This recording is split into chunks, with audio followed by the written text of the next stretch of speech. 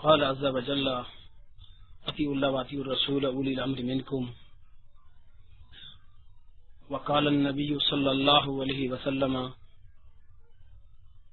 من قام رمضان ایمانا واحتسابا غفر له ما تقدم من ذنبه او كما قال النبی صلی اللہ علیہ وسلم اللهم صل على محمد وعلى آل محمد كما صليت على إبراهيم وعلى آل إبراهيم إنك حميد مجيد اللهم بارك على محمد وعلى آل محمد كما باركت على إبراهيم وعلى آل إبراهيم إنك حميد مجيد. واجب الاحترام بزرگوں، دوستوں، بھائیوں،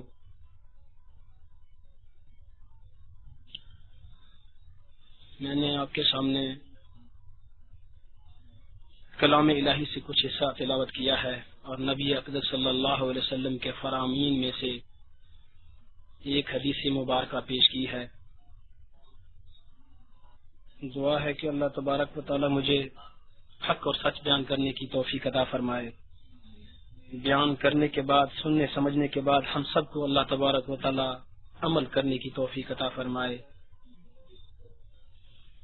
ماہ رمضان کی خاص نسبت سے انشاءاللہ میں کچھ عرض بھی کروں گا، لیکن اس سے پہلے کہ میں کچھ بیان کروں، تھوڑی سی اپنی ہسٹری اور اس کے بعد گجرانوالہ میں جو مناظرے ہوئے 18 تاریخ کو طلاق ثلاثہ پر ہوا اور 20 کو رفع دین پر ہوا، اس کے متعلق بھی تھوڑا سا عرض کروں گا.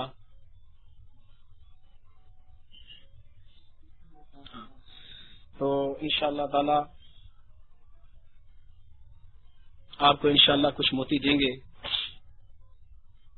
تو دوستو، میں خود 7-8 سال تک غیر مقلد رہا ہوں.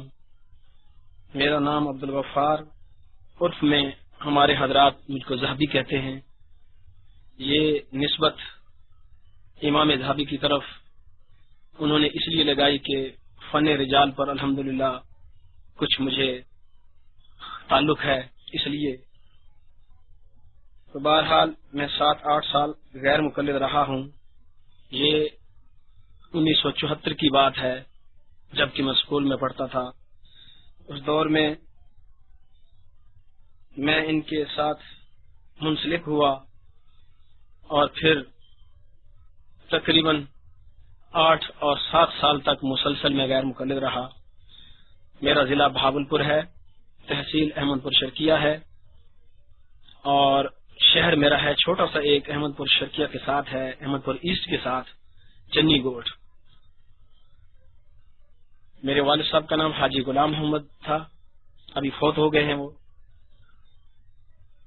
تو وہاں کی جو غیر مقلد علماء کرام ہیں ان میں سے مولوی عبداللطیف، مولوی عبدالرشید سلفی، یہ سب کے سب، مولوی محمد یونس، یہ سب کے سب میرے خاصے تعاون کرنے والے حضرات تھے جو مجھ سے ہر حالت میں اپنا کام نکالنا چاہتے تھے اور میں ان کی زبان بولتا رہا.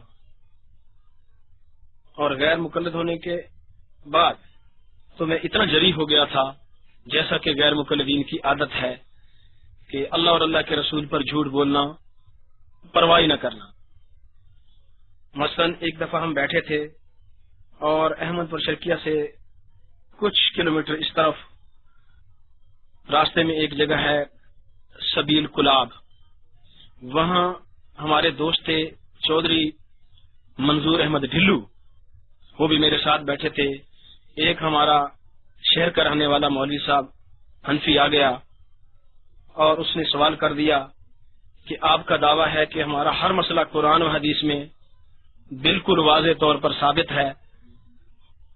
تو انہوں نے یہ سوال کیا کہ اب ہم آپ سے یہی پوچھتے ہیں کہ یہ جو بھینس ہے، عربی میں اس کو جاموس کہتے ہیں، قرآن کے 30 پاروں میں سے ہمیں دکھا دیں کہ اللہ تبارک و تعالیٰ نے ارشاد فرمایا ہو کہ جاموس حلال ہے، یا احادیث کے ذخیرے میں سے ایک حدیث پیش کر دیں جس میں نبی اقدس صلی اللہ علیہ وسلم نے فرمایا ہو کہ جاموس حلال ہے. تو ہم مان لیتے ہیں کہ واقعی آپ کے ہر مسئلہ جو ہے قرآن حدیث میں ہے. تو وہاں ہمارا ساتھی بیٹھا تھا، ہم نے بیک زبان चौधरी मंजूर अहमद ढिल्लू और मैं दोनों बोले कि हाँ, पहल चौधरी मंजूर अहमद ढिल्लू ने की और साथ में मैंने हाँ में हाँ मिला दी। उसने कहा कि हाँ जी, हमारे मौलवी साहब ने हमें बयान किया था, बयान में फरमाया था कि नबी अकरम सल्लम ने फरमाया है पंजाबी लैंग्वेज में कि एक काली काली होगी, ओदा चिट्टा चिट्टा दूध होगा, वो हलाल होगी। तो हमने ये झूठ बोल दिया कि भैंस जो है वो हलाल है। तो जल्दी से उसने कहा कि ये काली काली का तो आपने नाम ले लिया, काले रंग वाले की, लेकिन भैंस तो कभी भूरे रंग की भी होती है, तो उसके लिए दूसरी हदीस बनाएंगे आप। तो ये हाल हमारा था। अब भी आप देख रहे हैं कि वो यही कुछ करते हैं, गैर मुकल्लिदीन कुरान और हदीस की तशरीह अपने अल्फाजों में करके उसको कुरान व हदीस का नाम देते हैं। तो बहरहाल ये था उस जमाने में हमारा हाल। सहाबा की खास हैसियत हमारी नजर में नहीं हुआ करती थी। अहम्मा को तो हम ऐसे समझते थे कि हमारे चन्नीगोड के एक और साथी हाजी मोहम्मद इसहाक नाम की, जिनकी मस्जिद ब्रिज के साथ है, यानी रेलवे लाइन पे पुल है और उसके साथ उसकी मस्जिद है और कुवैत के पैसों से बनी है। हाजी मोहम्मद इसहाक साहब ने हमारे साथी से अर्ज किया, बयान किया कि भाई हाजी सुलेमान उनका नाम था हनफी, उसको कहने लगा हाजी सुलेमान इमाम अबू हनीफा का क्या है? इमाम अबू हनीफा ऐसे थे जैसे तू और मैं किसी मस्जिद के इमाम हैं। यानी इस तरह, इस अंदाज से, यानी कि इन लोगों का अंदाज है कि इमाम अबू हनीफा रहमतुल्लाह जैसे ताबी को ऐसा समझते हैं जैसे आज कोई गंडेरियों की रेडी लगाने वाला हो। और इसी तरह हमारे शहर में, चंडीगढ़ शहर अलहदा है और स्टेशन अलहदा है, चंडीगढ़ शहर में रहने वाला गैर मुकल्लिदीन के पुराने लोगों में से मौलवी अब्दुल गफूर है और वो बाजार में मौजूद था। तो बाजार में एक चूहा निकल के भागा और उसने सुन्नियों को मुखातिब करके कहा कि भाई ये देखो, ये इमाम अबू हनीफा जा रहा है, अस्तगफिरुल्लाह। तो ये इन लोगों का अकीदा और ये इन लोगों का मतलब अखलाक है कि ना तो नबी पाक सल्लम की, सहाबा की इनके नजदीक कोई इज्जत है और न ही ताबीन की कोई इज्जत है, न ही किसी इमाम की कोई इज्जत है। और वाकई इनका यही हाल है। जैसे कि मैं अभी थोड़ी देर पहले भाई की बात सुन रहा था, तो ये कहते हैं कि आइम्मा को छोड़ो, बस सिर्फ नबी की बात मान लो। हकीकत में ये नहीं कहते कि आइम्मा को छोड़ो और नबी की बात मान लो, ये सिर्फ अल्फाज होते हैं। ये कहते हैं दर हकीकत के आइम्मा मुज्तहिदीन की बात को तो ना मानो, हमारे प्रोफेसरों की बात मान लो। हमारा आज का जो अनएजुकेटेड इन इस्लामिक एजुकेशन है, जिसके अंदर इज्तिहाद की शरायत नहीं पाई जाती, उनकी बात मान लो। जिनको हदीस की तारीफ नहीं आती, उनकी बात मान लो। लेकिन उन आइम्मा जो मुसलमान हैं, जिनकी इमामत अदालत और जिनका मकाम मुतवातिर व मुतवारिस है, जिनको सब लोग मानते हैं अहले इल्म, उनकी तहकीक को छोड़कर ये आज कान कटों की तहकीक को मानना शुरू कर दो। असल ये बात यह है कि असलाफ से बेजारी, इसी चीज का नाम गैर मुकल्लियत है। हम ऐसा करते थे। ये अल्लाह तबारक व तआला मेरे उस्ताद मोहतरम मौलाना मोहम्मद अमीन साहब उकाड़वी नव्वर अल्लाह मरकदहू पर करोड़ों रहमती करे, जिनकी मेहनत से और जिनके समझाने से मुझे अल्लाह तबारक व तआला ने हिदायत दी। और आज अल्हम्दुलिल्लाह 15 से 16-17 साल पहले से मैं अल्हम्दुलिल्लाह अहले सुन्नत वल जमात में दाखिल हुआ और पक्का अपने आप को हनफी कहता हूँ। और इसी पर अल्लाह तबारक व तआला से मैं दुआ गो भी हूँ कि अल्लाह ताला मुझे इसी पर जिंदा रखे और इसी पर मौत दे, क्योंकि अहले हक का ग्रोह अहले सुन्नत वल जमात हनफी सबसे बेहतर और आला दर्जे पर है। ये इन्हीं का मसलक अक़रब इलल कुरान व सुन्ना है। तो बहरहाल दोस्तों, ये मेरी थी थोड़ी सी हिस्ट्री। अब अल्हम्दुलिल्लाह फिर मैंने दीनी तालीम हासिल की कुछ, और उसके साथ साथ मैं मदरसे में चला गया और 5 साल तक मैंने मखज़नुल उलूम हजरत दरखास्ती रहमतुल्लाह के मदरसे में तदरीस का फरीदा अंजाम दिया। और अल्हम्दुलिल्लाह अगले साल से हम मरकज़ी अहले सुन्नत वल जमात सरगोदा में मौलाना मोहम्मद इलियास घुमन साहब, जो हमारे नाज़िम आला हैं इत्तेहाद अहले सुन्नत वल जमात के, उनकी रहनुमाई में, और इसी तरह हमारे अमीर जमात मौलाना मुनीर अहमद साहब दामद बरकातुहुल आलिया, जो शेखुल हदीस व तफसीर बाबुल उलूम कहरोड़ पक्का वाले हैं, उनकी रहनुमाई में इंशाअल्लाह हम अगले साल से तखस्सुस पूरे साल का फिर दावत व तहकीक का सिलसिला चला रहे हैं। और इंशाअल्लाह ताला उसमें भी हम काम करेंगे। और वहीं हम इंशाअल्लाह कंप्यूटर रूम भी बना रहे हैं, वहीं इंशाअल्लाह ताला इंटरनेट पे भी बात रहेगी इंशाअल्लाह। और आजकल भी हम यहाँ कराची में اسی سلسلے میں آئے ہیں کہ کچھ ضروری کتب خرید لیں، اور الحمدللہ وہ ہم کوشش کر کے کچھ لے جا رہے ہیں. کچھ کتابیں میرے پاس پہلے سے تھیں اور کچھ مولانا محمود عالم صفدر اکاڑوی صاحب کے پاس تھیں، وہ سب ہم نے وہاں سینٹر میں انشاءاللہ تعالی لگا دی ہیں. مزید ہم کتب خرید رہے ہیں. تو کتابیں جب ہوں گی انشاءاللہ سامنے تو انشاءاللہ ہم باحوالہ آسان طریقے سے آپ سے انشاءاللہ گفتگو کے کرتے رہیں گے، آپ کے سامنے انشاءاللہ تعالی رہیں گے. تو اب اس کے بعد میں وہ مناظروں کی طرف جاتا ہوں جو 18 تاریخ کو ہوا.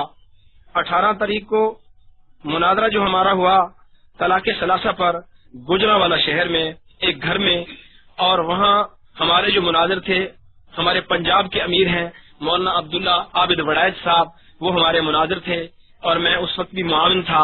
اور صدر مناظر ہمارے مولانا الیاس گھمڑ صاحب تھے.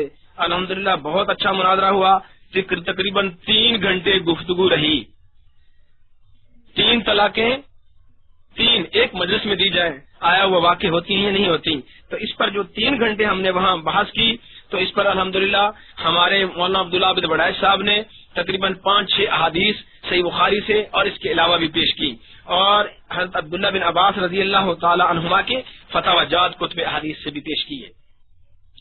لیکن غیر مقلدین سے ان 3 گھنٹوں میں آگے اگر کوئی بات آئی تو صرف 2 روایتیں انہوں نے پیش کی.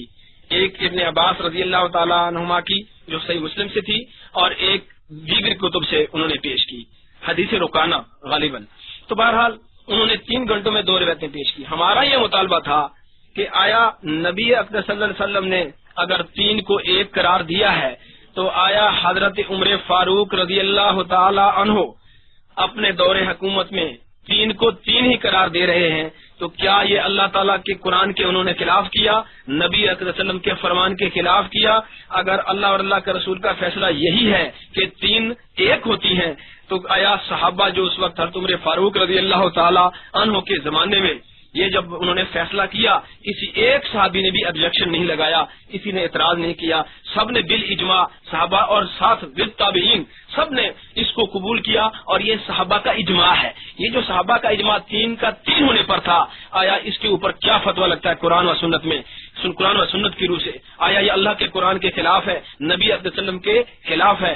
اگر یہ صحابہ کا اجماع یعنی جمی صحابہ اس وقت جو موجود تھے، حضرت ابو بکر عمر فاروق رضی اللہ تعالیٰ عنہ سب کے سب کیا اللہ اور اللہ کے رسول کے نافرمان ہو گئے تھے؟ نبی کا صلی اللہ علیہ وسلم کے فیصلے کے خلاف کرنے والے تھے. اگر خلاف کرنے والے تھے، جو نبی کے فیصلے کے خلاف کرے، اللہ کے قرآن کے خلاف کرے، اس کے اوپر قرآن اور سنت کا فتویٰ کیا لگتا؟ آپ فتویٰ لگائے.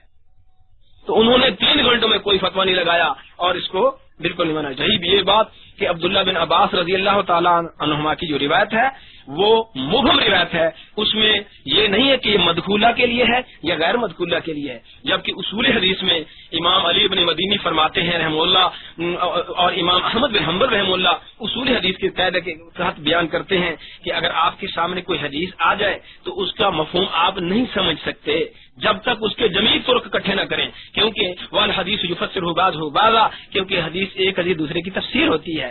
جب ہم نے حضرت ابن عباس رضی اللہ تعالیٰ عنہما کے طرق کو اکٹھا کیا اور دیکھا، اور انہوں نے کیونکہ مروی حدیث کا معنی مطلب صاحب روایت زیادہ جانتا ہے، اصولی قاعدہ ہے، اس لحاظ سے حضرت عبداللہ بن عباس رضی اللہ تعالیٰ عنہما نے یہ وضاحت کر دی کہ 3 طلاقیں 1 یہ غیر مدخولہ کے لیے تھی، مدخولہ کے لیے نہیں تھی.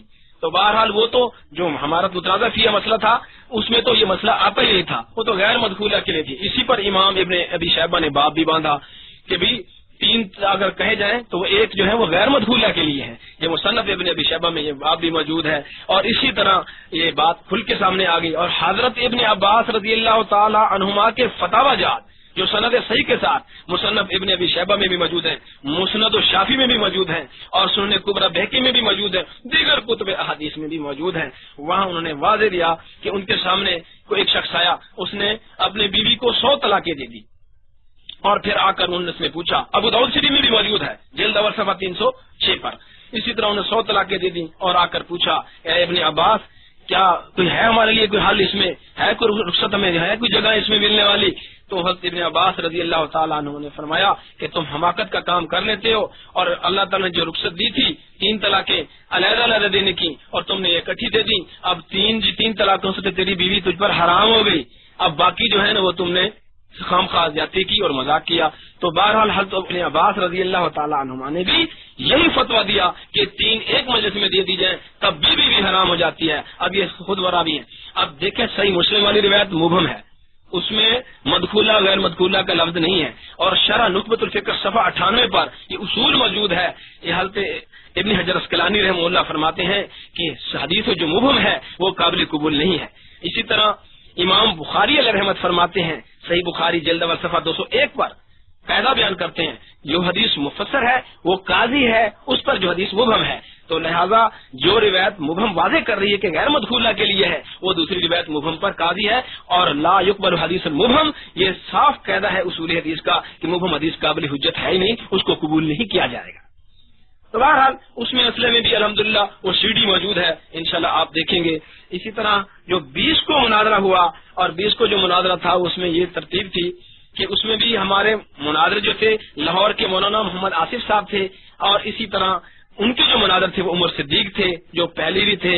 تو پہلی جو مناظرہ ہوا 18 کو اس میں عمر صدیق غیر مقلدین کی طرف سے تھا, اور صدر مناظر قاضی عبدالرشید ارشد تھا, اور اس کے معاون جو تھے دیگر حضرات تھے.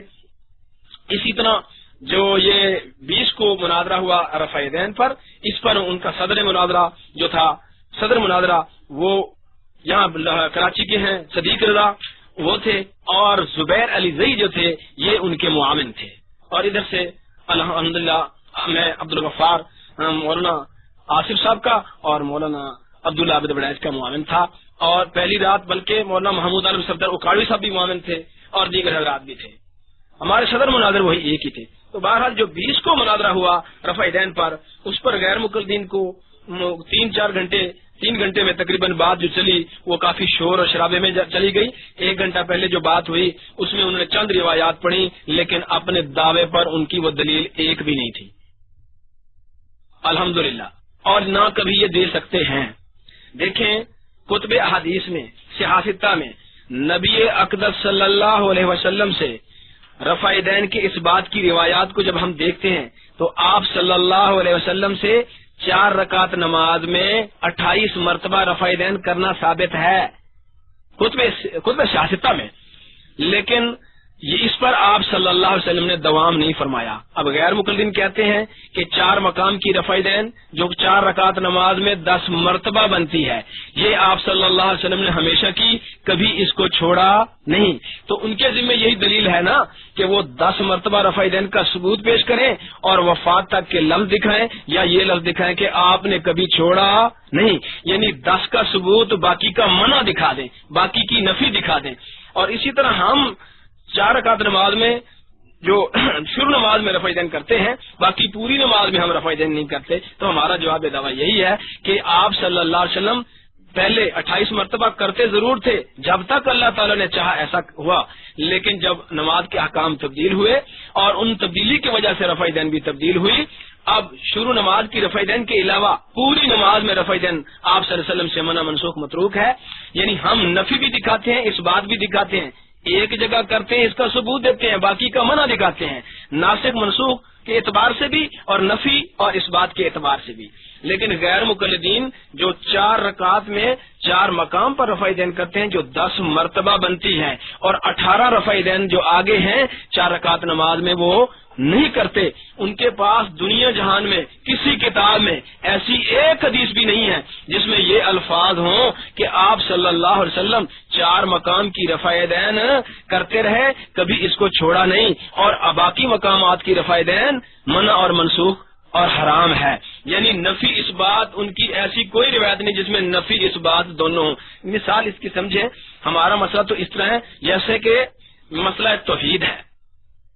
اب مسئلہ توحید میں ایک الہ کا ہم ثبوت پیش کرتے ہیں, باقی تمام معبودان باطلہ کی نفی کرتے ہیں. ہم پڑھتے ہیں نا لا الہ الا اللہ, لا سے تمام معبودان باطلہ کی نفی ہو گئی اور الا اللہ سے استثنائی طور پر ایک الہ کی اس بات ہو گیا. اب دیکھیں یہ عرب کے 360 الہ ہوں یا چاہے غیر مسلم دیگر جو عیسائی ہیں یہودی ہیں یا ہندو ہیں یا بدھ مت ہیں، دنیا جہان کے جو معبودان باطلہ ہیں وہ چاہے کروڑوں اربوں ہوں، سب کی نفی لا سے ہو جاتی ہے اور الا اللہ سے استثنائیہ، یعنی اس بات ایک خدا کا ہو جاتا ہے، ایک الہ کا ہو جاتا ہے۔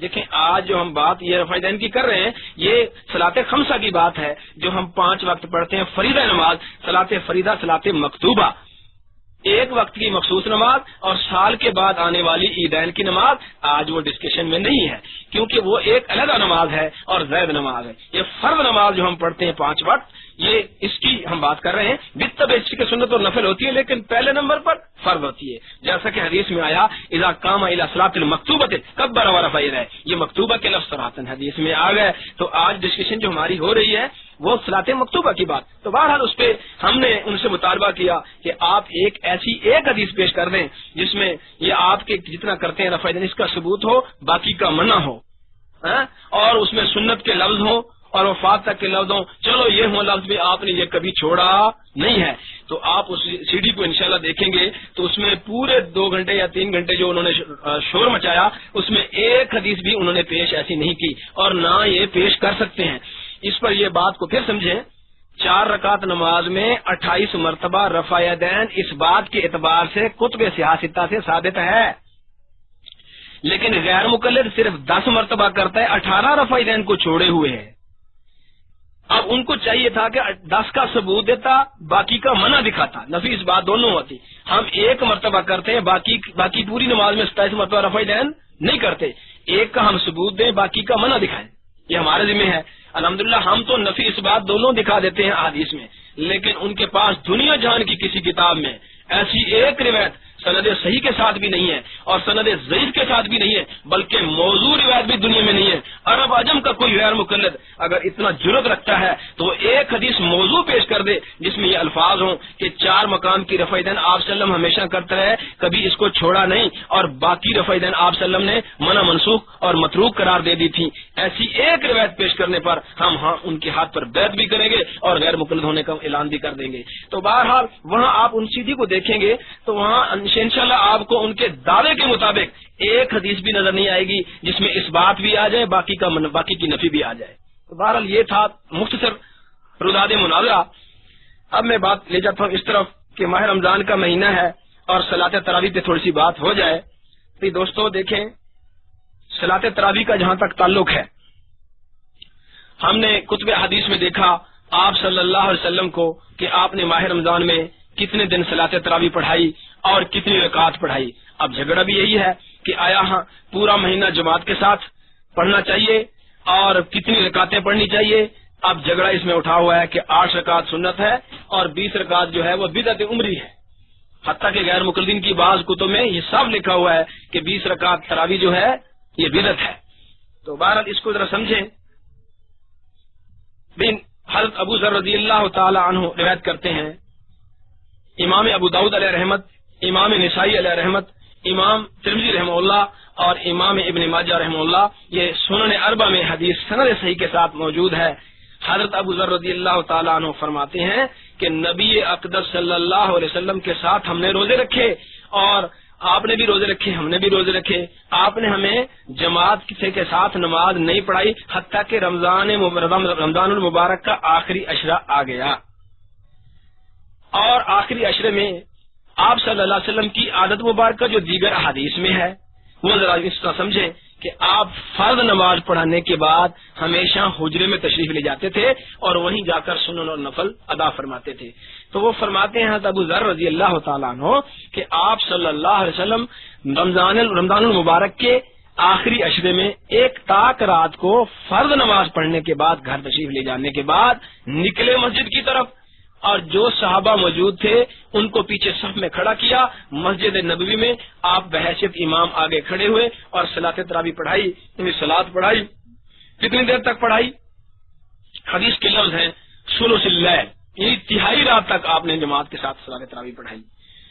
اور پھر حدیث میں آتا ہے کہ جب دوسری رات آئی تو صحابہ جو نماز فرض پڑھنے کے بعد گھر چلے جاتے تھے وہ بیٹھ گئے، لیکن نبی اقدس صلی اللہ علیہ وسلم جو ہی گھر گئے واپس تشریف نہ لائے، حتیٰ کہ وہ صحابہ انتظار کرتے رہے اور پھر چلے گئے۔ اس طرح وہ رات چھوڑ کر جب دوسری مرتبہ آپ صلی اللہ علیہ وسلم نے پڑھائی، یعنی فرض پڑھانے کے بعد آپ گھر تشریف لے گئے. بعض صحابہ وہاں سنن و نفل پڑھتے رہے اور بعض صحابہ گھر جا کر سنن و نفل پڑھنے لگے. تو آپ نکلے اور صحابہ کو جو موجود تھے مسجد نبوی میں ان کو پیچھے کھڑا کیا اور آپ نے جماعت کے ساتھ صلاۃ تراویح پڑھائی. کتنی دیر تک پڑھائی؟ حدیث میں لفظ ہے شطر اللیل. تو آدھی رات تک آپ نے صلاۃ تراویح کی جماعت کرائی. اور حدیث میں آتا ہے کہ آپ صلی اللہ علیہ وسلم نے جب تیسری رات یعنی متفرق راتیں تھیں، اتصال سے نہیں یعنی انقطاع کے ساتھ،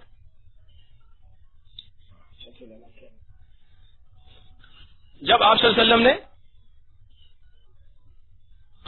وسلم نے دوسری مرتبہ شطر اللیل پڑھائی، آدھی رات تک پڑھائی. تو جب آپ صلی اللہ علیہ وسلم نے تیسری رات یہ نماز پڑھانے کا اہتمام کیا تو حدیث میں آتا ہے کہ آپ نے تمام اہل مدینہ کو، بچوں کو، عورتوں کو اور مردوں کو سب کو اکٹھا کر لیا تاکہ پتہ چل جائے کہ صلاۃ تراویح کی جماعت اس طرح ہوتی ہے اور اس طرح پڑھا جائے. تو انہوں نے اہتمام جب کیا آپ صلی اللہ علیہ وسلم نے، تو اما عائشہ صدیقہ رضی اللہ تعالی عنہا فرماتی ہیں کہ مولی المسجد کہ مسجد پھر بھر گئی. اتنی تھی مسجد میں یعنی رش کہ ساری بھر گئی. اور پھر آپ نے کتنی دیر تک پڑھائی؟ یعنی شہری کے ٹائم، شہری کا جو ٹائم ہے اس کے ختم ہونے کے قریب یعنی اتنا ٹائم بچا کہ جس میں صحابہ کہتے ہیں کہ ہمیں خوف و لاق ہو گیا کہ بھی کہیں ہم سے سحری چھوٹ نہ جائے. وقت کی بات نہیں، یعنی سحری کا ٹائم ختم نہیں ہو گیا تھا، یعنی سحری ہم سے چھوٹ نہ جائے. یعنی کیا مطلب؟ صحابہ کے گھر والے تو سارے آ گئے تھے ساتھ، آخر واپس جانے کے بعد انہوں نے آٹا گوندنا تھا اور آگ جلانی تھی، سحری کا انتظام کرنا تھا. اتنا ٹائم تھا کہ 1.5-2 گھنٹے جس میں سحری کا انتظام ہو سکے اور سحری بھی ہو سکے. صرف مبارکے کے سیگے استعمال کیے، لیکن اسی بات کو غیر مقلدین پیش کرتے ہیں کہ شاید 1-2 سیکنڈ باقی تھے. اور میرے بھائی اس دور میں کوئی مدینہ منورہ میں کوئی ہوٹل نہیں تھے جن پر آرڈر دے کے گئے تھے. بچے اور عورتیں تو ساتھ آ گئی تھیں، تو سحری کس نے پکانی تھی؟ بہرحال اتنا ٹائم باقی تھا کہ اللہ کے رسول نے، اس حدیث سے پتہ چلتا ہے کہ آپ نے 3 رات جماعت کے ساتھ صلاۃ تراویح پڑھائی. یعنی پہلے ثلث اللیل، پھر شطر اللیل، اور پھر سحری کے وقت ختم ہونے میں یعنی کتنا ٹائم باقی تھا؟ یعنی 1.5 گھنٹہ 2 گھنٹے. اتنی دیر تک آپ نے پڑھائی، یعنی ساری رات پڑھائی، رات کو لمبا کیا. اب جب ہم نے دیکھا کہ آپ نے 3 راتیں پڑھائی ہے تو جو غیر مقلدین، اور آپ صلی اللہ علیہ وسلم نے بتایا کہ میں آپ کو مسلسل اس لیے نہیں پڑھایا، شفقت کیا، شفقت فرمائی امت پر کہ کہیں میری امت پر فرض نہ ہو جائے. ویسے آپ صلی اللہ علیہ وسلم کی چاہت یہی تھی کہ سارا مہینہ ہونی چاہیے. تو صحابہ کرام رضوان اللہ علیہم اجمعین تو رمز شناس رسول تھے، وہ جانتے تھے کہ اللہ کے رسول محمد عربی صلی اللہ علیہ وسلم کا ارادہ تو سارے مہینے کا پڑھانے کا ہے، لیکن شفقت کی وجہ سے سارا مہینہ نہیں پڑھایا کہیں فرض نہ ہو جائے. تو بہرحال اس رمز کو صحابہ نے سمجھا اور انہوں نے پھر پورے مہینے کا اہتمام بھی کیا کہ عشاء کی نماز کے بعد سنن نفل کے بعد متصل پورا ماہ رمضان جماعت کے ساتھ صلاۃ تراویح بھی پڑھائی. اور اس کا عمر فاروق نے حکم دیا ابی بن کعب تمیم داری کو، اور انہوں نے باقاعدہ صلاۃ تراویح کیا، اہتمام پورے مہینے کیا. اب باتیں یہ ہیں کہ اب یہ تو ہوگی پورے مہینہ پڑھیں یا 3 دن پڑھیں. جو غیر مقلد اپنے آپ کو کہتے ہیں کہ ہم صرف اور صرف نبی اکرم صلی اللہ علیہ وسلم کے فعل پر ہم اور قول پر چلتے ہیں، تو نبی اکرم صلی اللہ علیہ وسلم کا یہاں فعل جو عملی طور پہ سامنے آیا وہ صرف اور صرف 3 رات جماعت کے ساتھ پڑھانے کا تھا، سارا مہینہ نہیں ہے. تو یا ان کو صرف 3 راتیں پڑھنی چاہیے اور ٹائمنگ بھی وہی رکھنی چاہیے، جبکہ یہ تو 1-2 گھنٹے میں پڑھ کے گھر چلے جاتے ہیں. اگر یہ لفظی ظاہری لفظوں پہ چلتے ہیں، مقصود اور مطلوب نہیں سمجھتے. فقہا یہی تو چیز ہے نا کہ فقہا نبی پاک صلی اللہ علیہ وسلم کے مطلوب اور مقصود کو دیکھتے ہیں اور اس کو معنی اور مطلب کو اور منشا رسول کو دیکھ کر بات کرتے ہیں. لیکن یہ ظاہری الفاظوں پہ چلتے ہیں تو پھر 3 راتیں پڑھیں، سارا مہینہ نہ پڑھے. ایک بات. دوسری بات یہ کہ وہ کہتے ہیں کہ رکعت بھی کتنی تھی، وہ کہتے ہیں 8. اب دیکھیں ہم نے جب تتبع کیا کتب احادیث میں تو 3 قسم کی روایات ملی ہمیں. مثلا حضرت جابر بن عبداللہ سے یہ روایت پیش کرتے ہیں جو قیام اللیل ابو عبداللہ محمد بن نصر المروزی اور ابن خزیمہ ابن حبان کے حوالے سے کہ حضرت جابر بن عبداللہ رضی اللہ تعالیٰ عنہ فرماتے ہیں کہ ایک رات آپ صلی اللہ علیہ وسلم نے ہمیں جماعت کے ساتھ صلاۃ تراویح پڑھائی، 8 رکعات اور وتر پڑھائے.